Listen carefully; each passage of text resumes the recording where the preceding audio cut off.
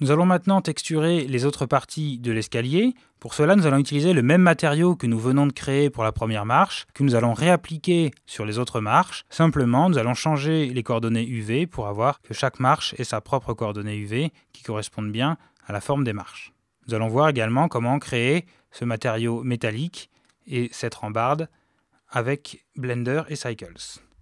Nous reprenons donc la scène où nous l'avions laissée dans étape 18.blend. Et j'appuie sur Slash pour sortir de la vue 3D. Et cette fois-ci, je vais sélectionner mon escalier et je re-rentre dans une vue locale de nouveau avec Slash du pavé numérique. Je peux maximiser momentanément ma vue 3D en faisant Shift Espace.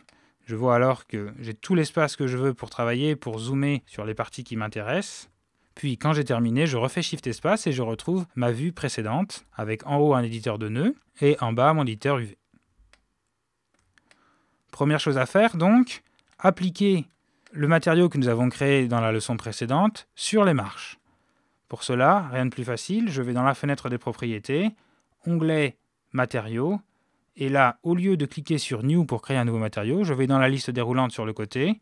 J'ai déjà plusieurs matériaux qui existent, qui sont dus à tous les matériaux que j'ai ajoutés quand j'ai importé des objets, ou alors qui ont été générés automatiquement par les add-ons, les plugins que nous avons utilisés, comme PVC par exemple. Si je choisis Marche ici, c'est le matériau que nous avons créé juste avant, automatiquement nous voyons dans notre éditeur de nœuds que Blender nous le présente et nous retrouvons exactement ce que nous venons de faire, à savoir notre image avec nos deux shaders et la bump map que nous avons créée à partir de l'image. Si je passe en mode de vue rendered, je vois alors que tout mon escalier a pris une teinte marron, qui correspond globalement à la texture du bois. Par contre, nous n'avons pas la texture du bois. Tout cela est dû au fait que nous n'avons pas encore fait le dépliage UV. Or, ici, nous disons explicitement à Blender d'utiliser le dépliage UV pour plaquer la texture. Du coup, nous avons ce problème de matériaux. Pour le régler, nous entrons en mode édition et nous allons faire un dépliage UV tout simple, le même que précédemment, à savoir nous sélectionnons tous nos points et nous faisons U, Smart UV Project, et nous cliquons sur OK. Nous avons alors un phénomène intéressant qui apparaît, nous voyons ici. Nous avons des faces qui sont correctement dépliées, puis nous avons ceci qui correspond aux grandes parties métalliques, ici. Du coup, nous avons de fortes distorsions.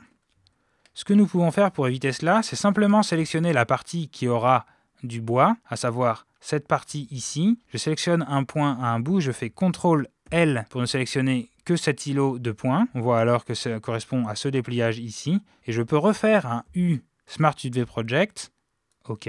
Alors, automatiquement, Blender va recalculer les coordonnées UV juste pour la sélection active en mode édition.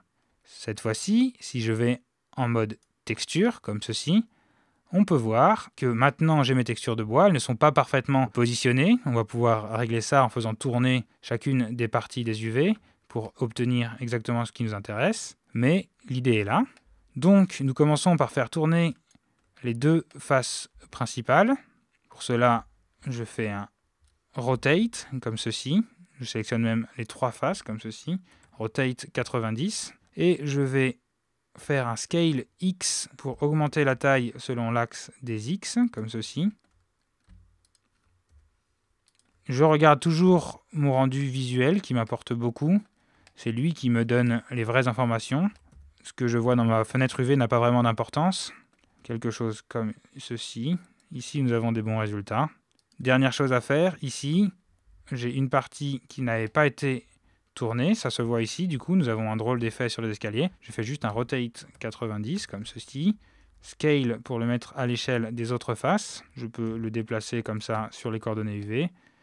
Et si je regarde les parties boisées de mes escaliers, j'ai maintenant un bon texturing intéressant. Je peux peut-être tout simplement CTRL-L, grab Y. Je vais juste éviter d'avoir cette grosse tache comme ceci sur la partie des UV qui était très visible et qui se répète et qui fait un drôle d'effet pas forcément agréable à l'œil. Comme ça, j'ai juste mes textures de bois sans avoir cet effet agressif. Je peux sauvegarder avec un Save As étape 19. Et j'ai ainsi mon matériau de bois. Si je passe en mode rendered. On voit que je récupère également tous les avantages du shader que j'avais créé avant, à savoir les réflexions, la partie réflexion avec les tâches de spéculaire créées dans notre shader.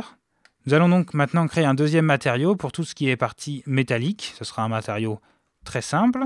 Je repasse en mode normal et ici je vais créer un nouveau matériau avec le petit plus ici dans les fenêtres des propriétés.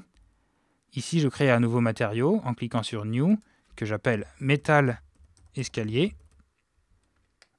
Et je vais tout simplement sélectionner tous les autres points ici pour leur assigner ce nouveau matériau. Pour cela, je vois que j'ai sélectionné cet îlot. Il me suffit de faire un CTRL-I pour inverser la sélection. Je sélectionne tous les autres points de mon objet et ici je choisis Assign. Si je repasse maintenant en mode Rendered pour voir le résultat, on voit que sur la partie des marches en bois, j'ai toujours mon matériau et par contre, pour l'instant, au bout de mes marches, j'ai un matériau blanc. Je vais modifier ça. Je peux rester comme ça en mode rendered pendant que je modifie mon shader. À la place d'un shader diffuse, je vais créer un shader métallique, c'est-à-dire un shader uniquement de type glossy. Je supprime donc ce shader diffuse avec X. On voit alors que les matériaux deviennent complètement noirs car il n'y a plus de sortie surface ici. Et je vais faire un Shift A, shader, glossy, que je relie à la sortie surface. Je peux assombrir ce shader en choisissant la couleur et en le mettant assez proche du noir, comme ceci. Je vais zoomer un petit peu, comme ceci, pour y voir un peu plus clair.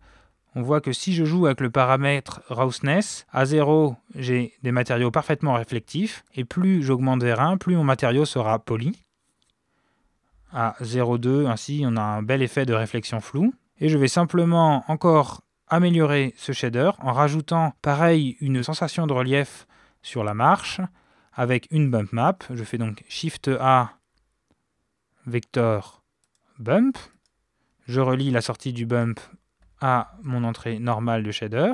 Et comme paramètre de hauteur, je vais choisir une texture de type procédural. Je fais donc Shift A, texture, et je vais choisir une texture de type noise texture ici, où je vais relier la sortie factor, qui est une texture en niveau de noir et blanc, donc parfaite pour définir la hauteur d'une bump map qui se définit en noir et blanc également, comme ceci. Je vois alors apparaître une texture, pour l'instant pas très bien mappée sur mon objet. Je vais définir les coordonnées de texture par rapport à l'objet. Et je vais augmenter la valeur du scale, comme ceci. Je l'augmente énormément, jusqu'à avoir quelque chose comme 50. Voilà, je vais augmenter la distorsion également, pour avoir un joli bruit travaillé sur mes surfaces. On voit que cela fonctionne sur toutes les marches. Et maintenant, je vais tout simplement augmenter la valeur distance ici pour augmenter le bump et diminuer la valeur strength. On voit que lorsque je diminue strength, je me retrouve avec ce bel effet de métal bosselé que je recherchais. Je peux zoomer alors pour voir bien l'effet ici. Je vais vraiment le rendre plus subtil, très subtil. Je peux encore augmenter la taille pour avoir des bosses encore plus petites. Voilà, quelque chose comme ça. Et ainsi, j'ai un bel effet de métal travaillé avec ma texture bump au bout des marches. Lorsque nous avons fait cela, nous n'oublions pas de sauvegarder. File, Save As. Et nous allons pouvoir passer à l'étape suivante.